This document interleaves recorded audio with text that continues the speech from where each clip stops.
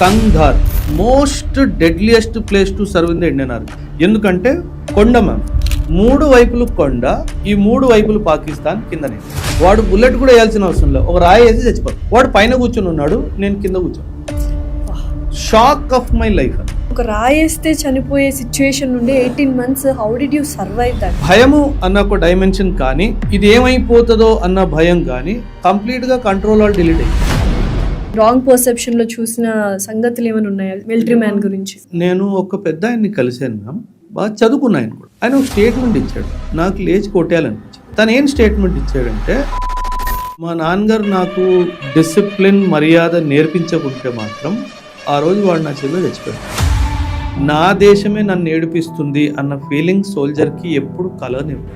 Army training ఎంతైతే difficult ఉంటుందో, అక్కడ టెర్రరిస్ట్లు ఎవరైతే ఉన్నారో వాళ్ళ ట్రైనింగ్ అంతకంటే డిఫికల్ట్గా ఉంటుంది. వాళ్ళ దగ్గర అంతకంటే ఎక్కువ వెపన్స్ ఉంటాయి అని విన్నాము. నిజమేనాది? పాకిస్తాన్లో ఆర్మీ వాళ్ళే సపోర్ట్ కూడా చేస్తారు.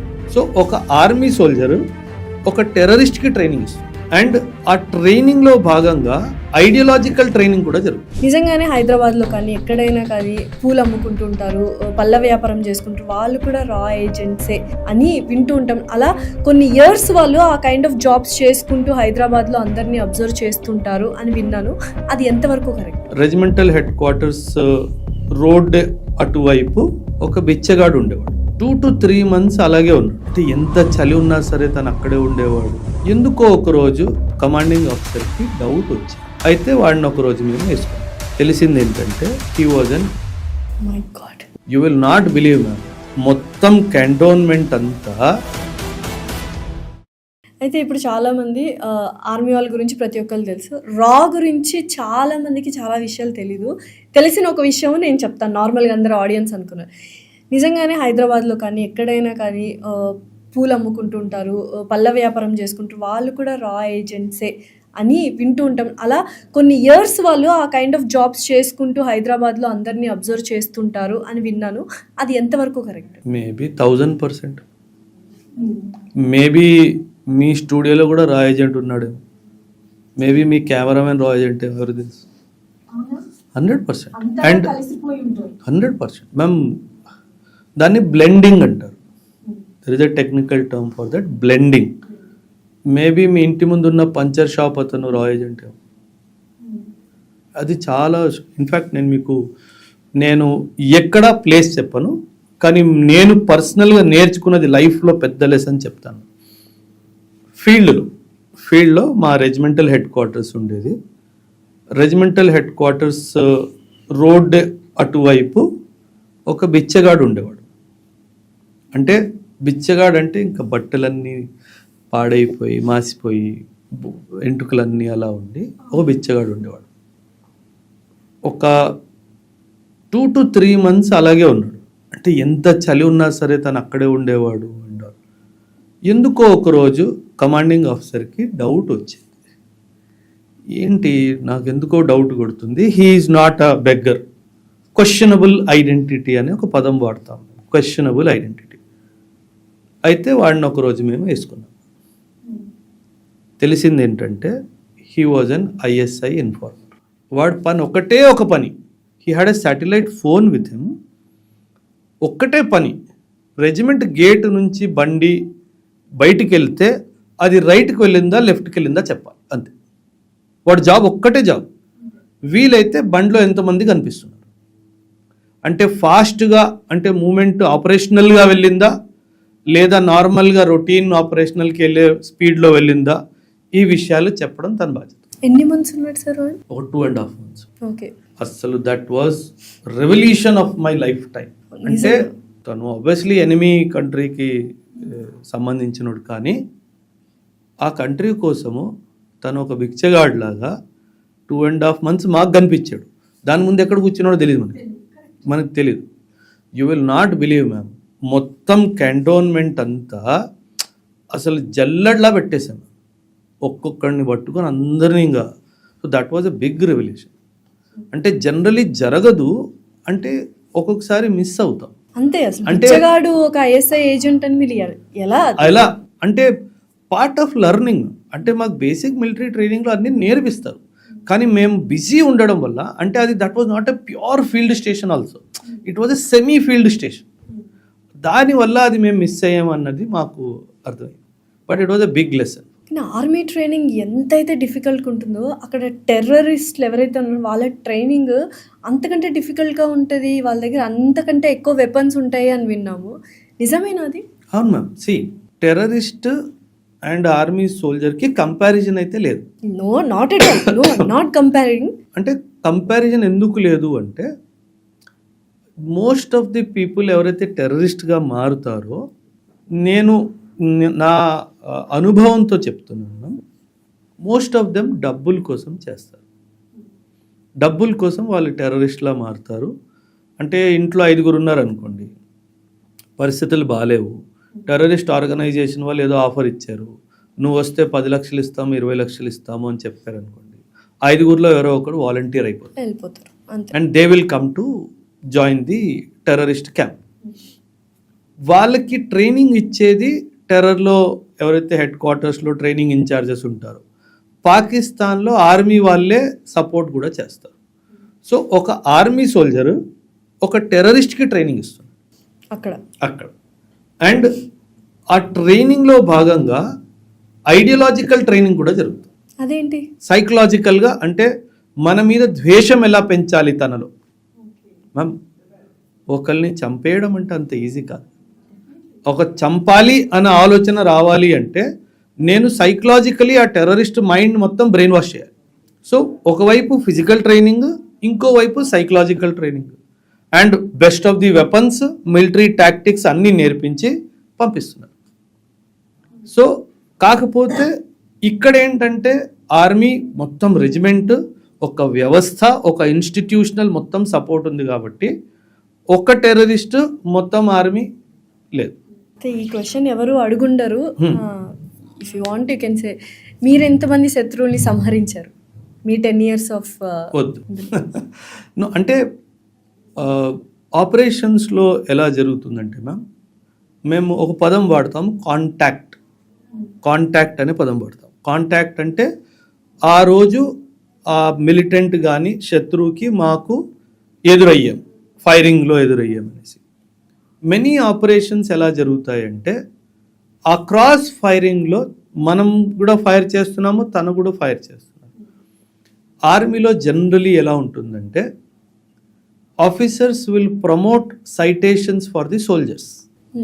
అంటే ఒక సోల్జర్ పేరు ముందు పంపిస్తారు, తిను చాలా బాగా పోరాడాడు ఒక యుద్ధ రంగంలో, in the face of battle తిను బాగా ధైర్యం చూపించాడు, తన ప్రాణాలని కూడా లెక్క చేయకుండా ఆపరేషన్లో ధైర్యంగా మిలిటెంట్ని చంపారు అని చెప్పి సైటేషన్ పంపిస్తారు. Because I was most of the time adjutant of the regiment. అంటే I was the training incharge, I was the discipline in charge of the regiment. So most of the time I used to write their citations. నాకు మొత్తం ma'am ఒక operation జరిగిన తర్వాత complete feedback session జరుగుతుంది. ఒక్కొక్కసారి feedback session 7-8 hours వెళ్తుంది చెప్పడానికి. మొత్తం నరేట్ చేయాలి, ఏం జరిగినట్టు నరేట్ చేయాలి. సో ఆ నరేషన్ బేస్ మీద సైటేషన్స్ రాసి ఆర్మీ హెడ్ క్వార్టర్ పంపించే పని నేను చేశాను. ఒకవైపు ట్రైనింగ్, ఒకవైపు డిసిప్లిన్, ఒకవైపు ఆ తర్వాత బికాజ్ ఆర్మీలో వేరే ఆఫీసర్స్ ఉంటారు, ఎవరైతే ఆపరేషన్స్ లీడ్ చేస్తారో వాళ్ళు వచ్చి నాకు మొత్తం ఫీడ్బ్యాక్ ఇచ్చేవారు. సార్ ఇలా ఈ రైఫిల్ మ్యాన్ ఇలా చేశాడు, ఇలా ఈ గన్నర్ ఇలా చేశాడు, ఈ మొత్తం ఫీడ్బ్యాక్ నాకు వస్తే దాన్ని బట్టి I use to write their citation. అట్లా. సో ఆ డైమెన్షన్లో we will not make any revolution. So ఇందాక రా వాళ్ళ గురించి మాట్లాడినప్పుడు యూజువల్గా నాకు తెలిసింది పోలీస్ వాళ్ళకి సిబిఐ వాళ్ళకి అస్సలు పడదని, అలాగే ఆర్మీ మెన్కి అండ్ ఎవరైతే రా వాళ్ళు ఇంటెలిజెన్స్ వాళ్ళకి అస్సలు పడదు, కొంచెం డిపార్ట్మెంటల్ రైవలరీ ఉంది అని విన్నాను. అది కరెక్టేనా? మీరు అన్నది కరెక్టే, కాదని నేను అన్ను. కాకపోతే ఆ రైవలరీ మన దేశ సెక్యూరిటీ మధ్యలో వస్తుందంటే మర్చిపోతారు. ఓకే. అంటే ఆర్మీలో ఇంటెలిజెన్స్లో ఎలా ఉంటుందంటే మ్యామ్, డిపార్ట్మెంటల్ రైవలరీ మీరు అన్నట్టుగా, ఇది మా ఇంటెలిజెన్స్, రా వాళ్ళకి ఒక ఇంటెలిజెన్స్ వచ్చింది అనుకోండి, they would not so openly share with the army. ఆర్మీతో షేర్ చేశారనుకోండి, ఆర్మీ వాడు ఆపరేషన్ చేస్తాడు, నేను చంపానని చెప్తాడు. సో ఆ క్రెడిట్ రావాలి అంటే ఆ ఇంటెలిజెన్స్ ఆపాలి, ఆ రైవల్రీ. అంతేగాని దేశం ఎదురొస్తుంది, ఏమంటారు సెక్యూరిటీ ఎదురొస్తుందంటే ఆ రైవలరీ అంతా మర్చిపోతాం. Joint operation. అందుకే ఇప్పుడు ఆపరేషన్ మహాదేవ్లో ఆ 3 టెర్రరిస్ట్ ఎవరైతే పహల్గామ్ దాడికి బాధితులో వాళ్ళని చంపింది ఒక జాయింట్ ఆపరేషన్. ఆర్మీలో 4 పారా, సిఆర్పిఎఫ్, జేఎండ్కే పోలీస్. ఓకే, ఖచ్చితంగా దీనికి ఇంటెలిజెన్స్ కవర్ ఎన్ఐఏ, రా ఇచ్చి ఉంటుంది. సో చూడండి, ఒక ఆపరేషన్లో 5 ఏజెన్సీస్ ఇన్వాల్వ్. ఒకవైపు ఆర్మీ, ఒకవైపు సిఆర్పిఎఫ్, ఒకవైపు జేఎండ్కే పోలీసు, ఇంకోవైపు రా, ఇంకోవైపు ఎన్ఐఏ. వీళ్ళందరూ హెడ్ క్వార్టర్స్ డిఫరెంట్, వీళ్ళని కంట్రోల్ చేసే వాళ్ళు కంప్లీట్లీ డిఫరెంట్. సో ఇలా 5 ఏజెన్సీస్ కలిపి ఒక ఆపరేషన్ చేశారు. సో ఇక్కడ డిపార్ట్మెంటల్ రైవలరీ లేదు, ఎందుకంటే దేశం ఇంపార్టెంట్. దేశం అన్న క్వశ్చన్ రాగానే అందరూ అన్నీ మర్చిపోతారు, యాజ్ ఎ జాయింట్ టీమ్ లాగా అటాక్ చేస్తారు. సో ఇప్పుడు America the most powerful country అంటారు. In terms of what? అంటే మ్యామ్, మీ స్టేట్మెంట్కి నేను అగ్రి అవ్వను. First of all, America is అందుకనే ఆ క్వశ్చన్ అడిగి. In terms of what? Sun Tzu అని ఒక వార్ స్ట్రాటజిస్ట్ ఉండేవారు. తను ఏమన్నాడు తెలుసా మ్యామ్? The best way to win a war is not to fight a war. ఆ వార్ రాకుండా చూసుకోవడం, నాట్ టు ఫైట్. నువ్వు ఫైట్ చేయకుండా గెలవాలి. ఫైట్ చేసి గెలిస్తే గొప్పతనం ఏముంది? ఫైట్ చేయకుండా గెలవాలి అంటే ఎదుటోడు నీ మీద దాడి చెయ్యకుండా వాడిని చేయాలి. That is the real win. America దగ్గర ఆ కెపాసిటీ లేదు. అమెరికా ఏం చేస్తుందంటే వార్ లైక్ సిచ్యువేషన్ క్రియేట్ చేస్తుంది, క్రియేట్ చేసి వాళ్ళ మీద అటాక్ చేస్తుంది, ఆ తర్వాత నేను గెలిచాను అంటుంది. సో సున్జు ప్రకారంగా America is a failed country because you could not avoid war. ఇప్పుడు ఇజ్రాయిల్కి ఇరాన్ మధ్యలో రీసెంట్గా వార్ జరిగింది కదా, అమెరికా మధ్యలో వచ్చింది, అటాక్ చేసింది, అప్పుడు సీజ్ ఫైర్ అయింది. నువ్వు అటాక్ చేసే ముందు సీజ్ ఫైర్ చేయించే సత్తా ఉండాలి, అంతే. అది రియల్ పవర్. ఇప్పుడు ఇంట్లో నాన్నగారు ఉంటారు, he is the head of the family. మనం పిల్లలు గొడవ పెట్టుకోవట్లేదు అంటే దట్ ఈస్ హిజ్ విన్. మనం గొడవ పెట్టుకున్న తర్వాత మన ఇద్దరం కలిసి నాన్న దగ్గరికి వెళ్తే నాన్న అప్పుడు దాన్ని సెట్ చేస్తే he is a failure. First of all the fear of dad should be, అమ్మో గొడవ పెడితే నాన్న ఇద్దరిని వేస్తాడు. That is the real power. మనం గొడవ పెట్టుకున్న తర్వాత నాన్న దగ్గరికి వెళ్ళిన తర్వాత ఆయన నన్ను తీర్పిస్తే అది పెద్ద పవర్ ఏం కాదు. సో మొత్తం ప్రపంచవ్యాప్తంగా అమెరికా పవర్ఫుల్ అనుకుంటున్నాం, కానీ కాదు. 0.1% కూడా కాదు. Which is a powerful country. అవసరమే లేదు ma'am. Why you need powerful country? You need happy country. ఇప్పుడు పీస్ఫుల్ కంట్రీ. ఇప్పుడు నేనే ఉన్నాను, నా దేశం ఉంది ఇండియా, వాసుదైవ కుటుంబకం అంటాం. మనం అందరం ఒక ఫ్యామిలీ అని అంటాం. అండ్ ఇంకో పదం మనం ఎప్పుడు మన గవర్నమెంట్ కానీ మన దేశం కానీ వాడుతుంది, ఏంటంటే సూపర్ పవర్ అన్న కాన్సెప్ట్ లేదు మేడం. మన ఫారిన్ పాలసీలోనే India wants to become the super power లేదు. I want to become the vishwaguru. విశ్వగురు అన్నది నాకు ఒక డ్రీమ్ ఉంది, ఎందుకంటే హిస్టారికల్ సివిలైజేషన్ నాది. నేను లోకానికి నీతి నేర్పించాలి as a Guru. That is the desire కదా మేడం. మ్యామ్ ఇప్పుడు మాల్దీవ్స్ ఉంది మేడం, మాల్దీవ్స్ని ఇండియా ఆక్యుపై చేసుకోవడానికి ఎంత టైం పడుతుంది? మనం వెళ్ళనక్కర్లేదు కూడా, ఫోన్ చెప్తే సరే సార్ ఓకే సార్ అంటాడు, వెళ్ళనక్కర్లేదు. శ్రీలంక మీద దాడి చేసి ఆక్యుపై చేసుకోవడానికి ఎంత టైం పడుతుంది? మా అయితే ఒక 3 నెలలు క్యాంపెయిన్. బంగ్లాదేశ్ని కూడా తీసుకోవడానికి ఎంత టైం పడుతుంది? మా అయితే 4 నెలల రోజులు, 45 డేస్ క్యాంపెయిన్. మనం చేస్తున్నామా? లేదు. ఎందుకంటే ఉద్దేశం లేదు కాబట్టి. ఎందుకు ఉద్దేశం లేదు? అందరము హ్యాపీగా కలిసిమెలిసి బ్రతుకుండాలి. అమెరికా దగ్గర ఇది లేదు. కలిసిమెలిసి ఉంటే యుద్ధాలు జరగవు, యుద్ధాలు జరగకపోతే వెపన్స్ ట్రేడ్ జరగదు, వ్యాపారం జరగదు. వ్యాపారం జరగాలి అంటే యుద్ధాలు జరగాలి, యుద్ధాలు జరగాలి అంటే నేనే ఏదో పుల్లబెట్ట. అది America strategy. That is the strategy. మనకు ఆ స్ట్రాటజీ లేదు. అది ఎందుకంటే అది మన బ్లడ్ లైన్లో లేదు. డెఫినెట్లీ మనం కలిసిమెలిసి ఉండాలి అనుకుంటాం, కానీ గొడవ పెట్టుకొని ఉండాలి అని మనం. కానీ ఎక్కడో శాంతి శాంతి అనుకుంటున్నాం కాబట్టి ఇంకా ఇటువంటి అటాక్స్ జరుగుతున్నాయి మన మీద. ఇప్పుడు భారతదేశం మొత్తం పాకిస్తాన్ని అటాక్ చేసి 1 నిమిషంలో ఇలా అవ్వగొట్టేయచ్చు అని అందరికీ తెలిసిన విషయం. చైనాకి భయపడుతుందా? చైనా విషయంలో ఎందుకో వెనకడుగేస్తుంది భారతదేశం అని చాలా మంది అనుకుంటున్నారు. భయం కాదు, జాగ్రత్త. ఎందుకంటే మ్యామ్ నేషనల్ పవర్ అనే ఒక కాన్సెప్ట్ ఉంటుంది. Military power, diplomatic power, political power, soft power, ఇవన్నీ కాంబినేషన్లో నేషనల్ పవర్ వస్తుంది. ఓకే. నేషనల్ పవర్ కంపారిజన్లో చైనా మనకి పైన ఉంది. ఎందుకంటే మనకన్నా పెద్ద దేశం, బై ల్యాండ్ ఆల్సో, ఎకానమీ కూడా చాలా పెద్దది కాబట్టి, మన దగ్గర డెమోక్రసీ ఉంది, వాళ్ళ దగ్గర కమ్యూనిజం ఉంది కాబట్టి వాళ్ళు మనకన్నా ఫాస్ట్గా ఎదిగారు, మనకన్నా పెద్దగా ఎదిగారు. ఎప్పుడైనా సరే మీ ఎనిమి నీకన్నా బలవంతుడు అంటే తనతో యుద్ధం అవాయిడ్ చేయడంలోనే గెలుపు. అంతే కదా, తెలుగుగా వ్యవహరించడం. అండ్ గెలుస్తామా గెలవకపోవడం అన్నది సెకండరీ. యుద్ధం జరిగితే ఖచ్చితంగా ప్రతి భారత పౌరుడు, ప్రతి భారత సైనికుడు తను లాస్ట్ వరకు ఫైట్ చేస్తాడు, అందులో డౌట్ లేదు. కాకపోతే తెలివి ఏంటంటే అది అవాయిడ్ చేయడు. బట్ తను నా మీదకి దాడికి వస్తున్నాడు అంటే ఇంక ఖచ్చితంగా నిల్చొని ఫైట్ చేయడు. సో నిల్చొని ఫైట్ చేసే కెపాసిటీ ఇండియాకి ఈక్వల్ విత్ చైనా.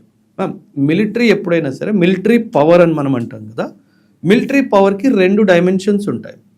ఒకటి సైనికుడి మనోబలం, రెండవది ఆయుధం.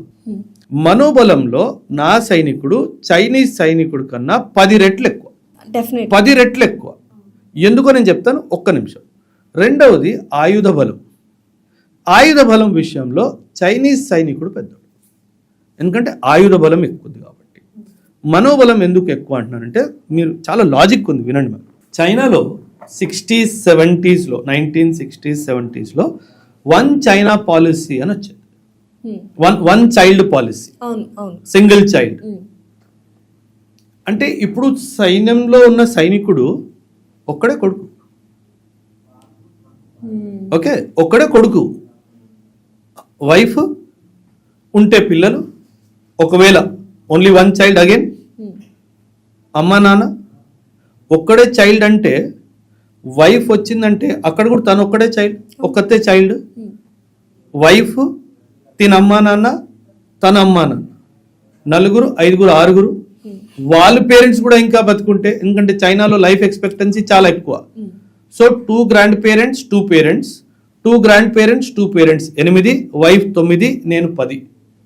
10 మందికి సంపాదించేవాడు ఒక్కడు. నిల్చొని ఫైట్ చేస్తాడా? అది మనోబలం. అక్కడ మనోబలం తేడా. రెండవది 2020లో గల్వాన్లో మనకి చైనాకి చిన్న కాన్ఫ్లిక్ట్ జరిగింది. లదాఖ్ రీజన్లో గల్వాన్ వ్యాలీలో ఒక చిన్న కాన్ఫ్లిక్ట్ జరిగింది. మన 23 మంది అనుకుంటాను మ్యామ్ సైనికులు వీరమరణం పొందారు. 23, చైనా 143 మందిని మన సైనికులు చంపేశారు. 143లో చైనా వాడు ఓన్లీ 5 చనిపోయారని యాక్సెప్ట్ చేశాడు. అంటే ఏంటి, మిగతా 138 మందిని చనిపోయారు అని యాక్సెప్ట్ కూడా చేయలేదు. అది వాళ్ళ మనోబలాన్ని హిట్ చేయదామా? అందుకే దాచిపెట్టారు ఆ నంబర్. సో ఆ డైమెన్షన్ లో ఒక సైనికుడు ఎప్పుడైతే పోరాటానికి దిగుతాడో ఇవన్నీ క్యాల్కులేషన్స్ మైండ్ లో ఉంటాయి. నా దేశం నా సాక్రిఫైస్ ని గుర్తిస్తుందా, నా త్యాగాన్ని గుర్తిస్తుందా లేదా అన్న థాట్ కూడా ఉంటుంది. సో 99% ఆ సోల్జర్ లాస్ట్ మూమెంట్ వరకు ఫైట్ చేస్తాడు అని చెప్పడానికి. కానీ నా దగ్గర అట్లా అలా లేదు. ఇప్పుడు చాలా వార్స్ చూసాం. నెక్స్ట్ వరల్డ్ వార్ వచ్చింది అంటే చాలా దేశాలు కనపడవు అని అంటున్నారు. నిజంగానే నెక్స్ట్ వరల్డ్ వార్ వస్తుందా? వస్తే బయో వార్ లా ఉంటుందా? బయో కాకపోవచ్చు, బట్ ఖచ్చితంగా న్యూక్లియర్ వార్ అయితే ఒకవేళ జరుగుతుంది. Very dangerous, way more dangerous. Obviously 100%. Ma'am nuclear ఆయుధం, అందుకే దాన్ని వెపన్ ఆఫ్ మాస్ డిస్ట్రక్షన్ అంటారు. కాకపోతే కంట్రోల్ మెకానిజం కూడా దాన్ని చాలా స్ట్రాంగ్ ఉంది. న్యూక్లియర్ ఇప్పుడు రష్యా న్యూక్లియర్ వెపన్ వాడింది అనుకోండి యుక్రెయిన్ మీద, అమెరికా వదులుతుందా? సమస్య లేదు. అప్పుడు రష్యా మీద అమెరికా న్యూక్లియర్ దాడి చేస్తే చైనా అమెరికాను వదులుతుందా? లేదు. సో ఇలా ఒక nuclear conflict world war shape తీసుకునే అవకాశం ఉంది. బట్ నా అనుమానం ఆర్ అంచనా, నేను చదువుకున్న 4 పుస్తకాలు, నేను సర్వీస్ చేసిన ఒక 10 సంవత్సరాలు, వరల్డ్ వార్ జరగదు ఎందుకంటే ఆపేస్తారు తెలుసు ఇట్ విల్ డెస్ట్రాయ్ హ్యూమానిటీ అన్న ఆలోచన ఉంది. వాళ్ళ ఓన్ కంట్రీ కూడా ఇట్స్ థ్రెట్. ఎవ్రీథింగ్ హ్యూమానిటీ లేకపోతే థ్రెట్ కాదు. సో అందుకే అది జరగకపోవచ్చు అన్నది నా ఆలోచన. అసలు ఎక్కడ చూసినా మీరే కనిపిస్తూ ఉన్నారు. యూపీఎస్సీ అన్నా మీరే, మిలిటరీ అన్నా మీరే, ఇండియన్ పాలిటిక్స్ గురించి అన్నా మీరే, జియో పాలిటిక్స్ గురించి అన్నా మీరే. ఇట్ వాజ్ నిజంగా ఐ ఫెల్ట్ వెరీ హ్యాపీ. ఎందుకంటే చాలామంది స్టూడెంట్స్ కావచ్చు, చాలామంది ఇండియన్స్ కావచ్చు, చాలా ఇన్స్పైర్ అయ్యారు మీరు చెప్పిన మాటలు విని. ఇలా కూడా ఉంటుందా మిలిటరీలో, ఇంత ఫేస్ చేస్తున్నారా, ఈ కైండ్ ఆఫ్ థింగ్స్ జరుగుతున్నాయని. సో ప్రతి ఒక్క దాని గురించి చెప్పారు. I just wanted to know about your life first.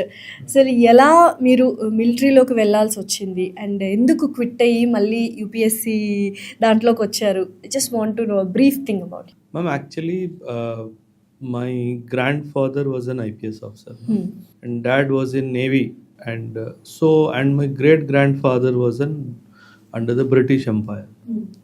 So probably uniform blood lone వచ్చేసింది అనుకుంటా. Okay. ఎందుకంటే I was planning to go to America to do my masters in information systems.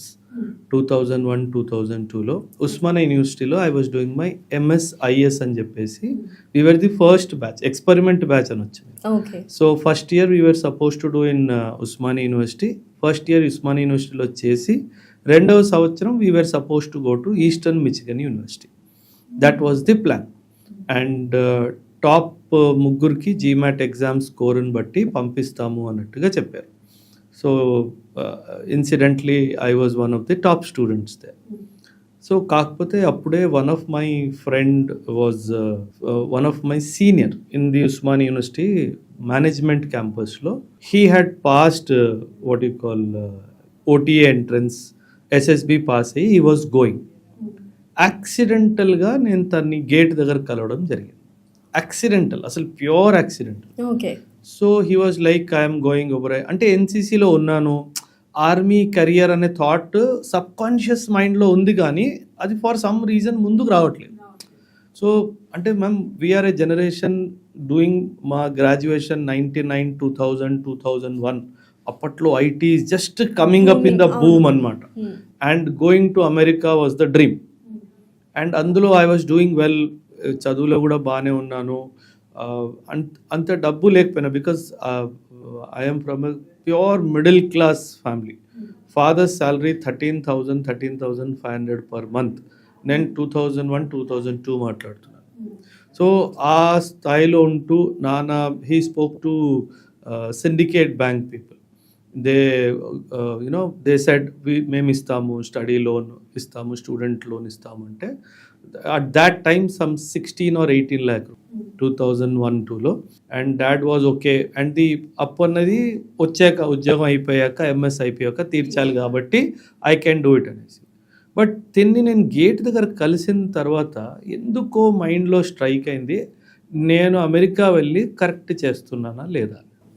ఒకరోజు మేబీ నెక్స్ట్ డే, మరుసటి రోజు నాన్నతో కూర్చొని ఇలా మా సీనియర్ వెళ్తున్నారు, నాకు కూడా వెళ్ళాలని ఉంది, వాట్ ఈజ్ యువర్ ఒపీనియన్ అని నాన్న అడిగాను. సో నాన్నగారికి చెప్పారు. What was his expression? నేను నాన్నతో డిస్కస్ చేసినప్పుడు హీ స్మైల్డ్. ఎందుకు స్మైల్ చేశారో నాకు అర్థం కాలేదు. తర్వాత అమ్మతో మాట్లాడినప్పుడు అమ్మ టోల్డ్ దట్ వెన్, అంటే నేను అమెరికా వెళ్ళాలి అని అనుకున్నాను కదా. సో నాన్న ఏమనుకున్నాడంటే మేబీ అమ్మ వాళ్ళ పోలికలు నాకు వచ్చాయేమో, యూనిఫామ్ సర్వీసెస్లో వీడికి ఇంట్రెస్ట్ లేదేమో అని he discussed with her it seems.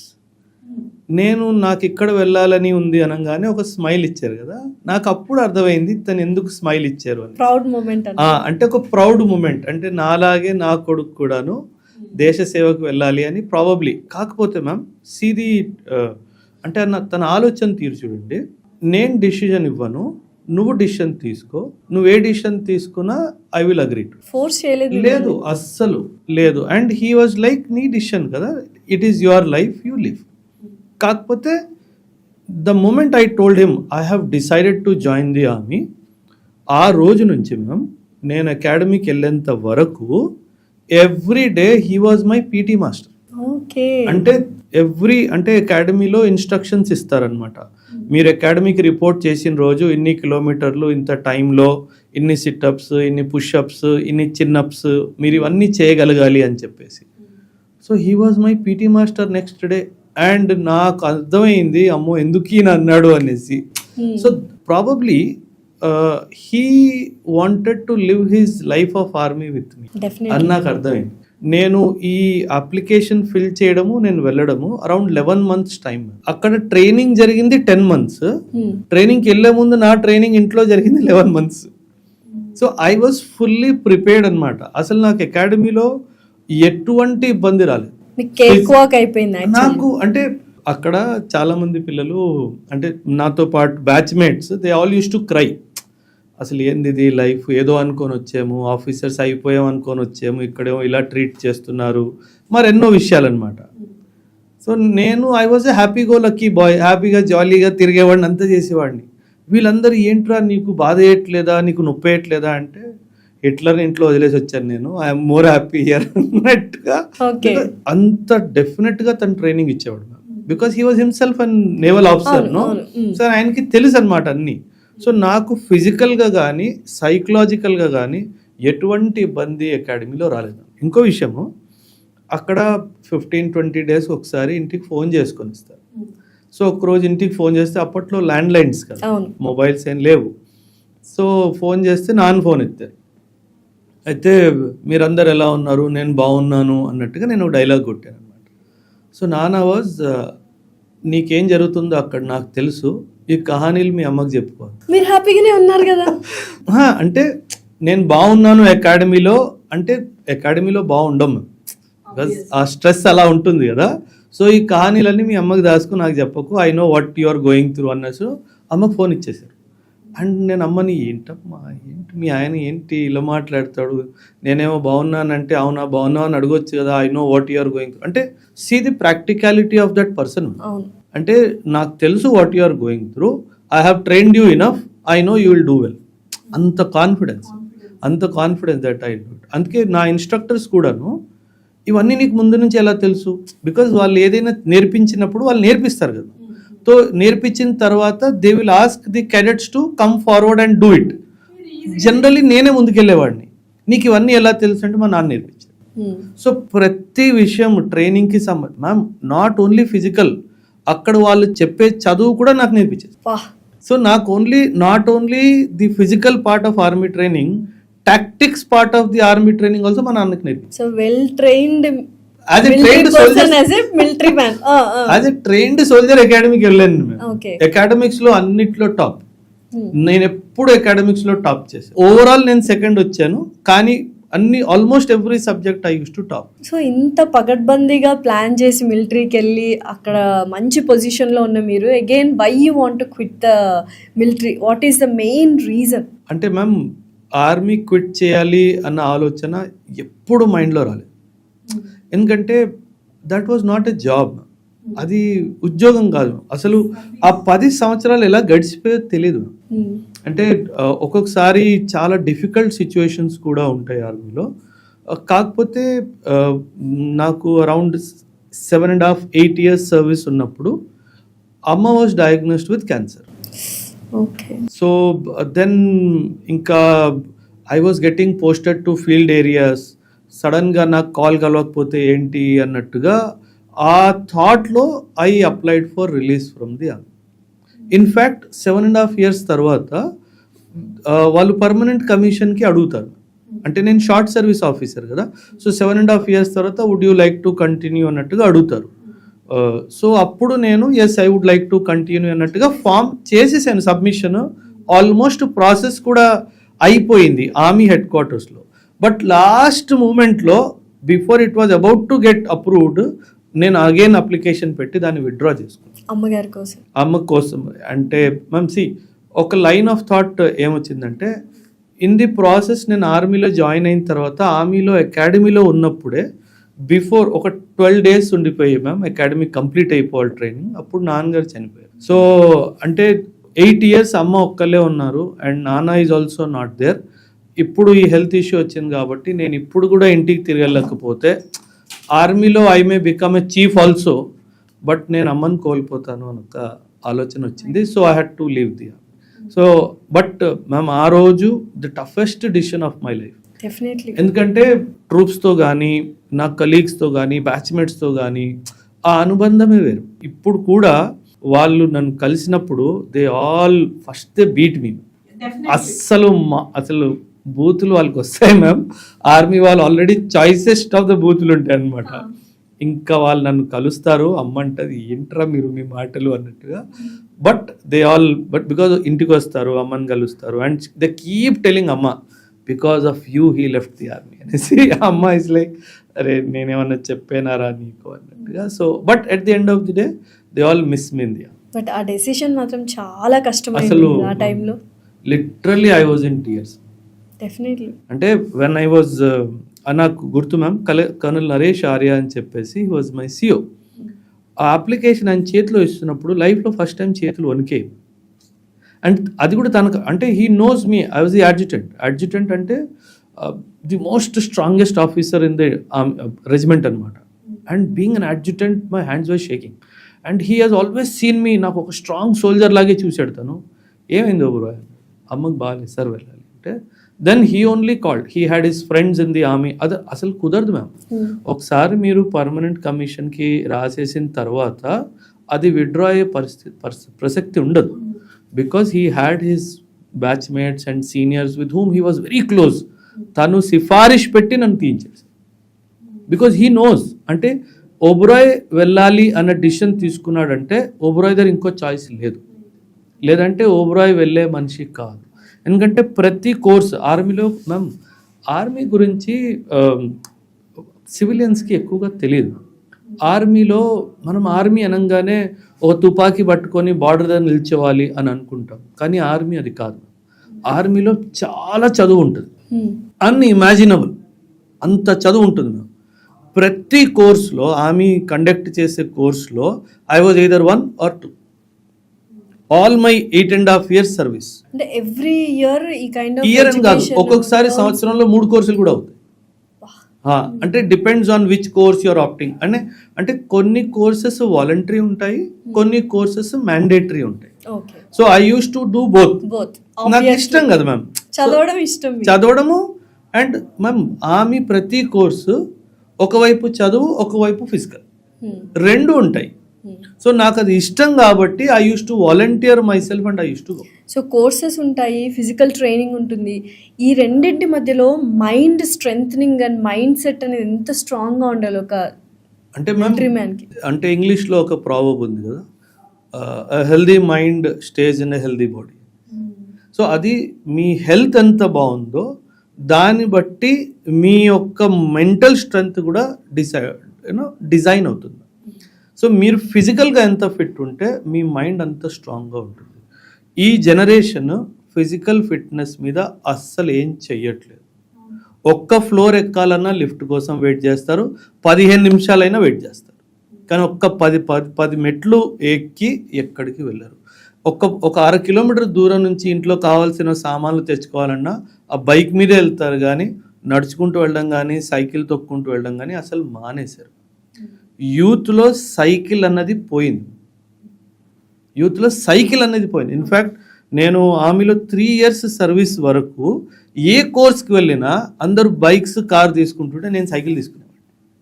I was called this cycle man. I use to love cycling because ma'am see bike or car అన్నది మనం చాలా ఫాస్ట్గా వెళ్ళిపోతాము. ఆ సరౌండింగ్ నేచర్తో కనెక్ట్ ఎస్టాబ్లిష్ అవ్వదు. మీరు నడుచుకుంటూ వెళ్తే కానీ, సైక్లింగ్ చేసుకుంటూ వెళ్తే కానీ ఆ నేచర్తో మీ కనెక్షన్ బ్యూటిఫుల్గా, అంటే యూ విల్ నాట్ బిలీవ్. నేను దేవ్లాలి నాసిక్ దగ్గర ఒక ప్లేస్ ఉంది దేవ్లాలి అనేసి, అక్కడ ఆర్టిలరీ స్కూల్ ఉంది, స్కూల్ ఆఫ్ ఆర్టీ అనేసి ఉంది. మా mess because you are youngsters, అంటే కొత్తగా కమిషన్ అయ్యాం కాబట్టి కొండ చివరన మా మెస్ ఉండేది. కొండ పైన మా మెస్, డెల్టా మెస్ అని మా మెస్ ఉండేది.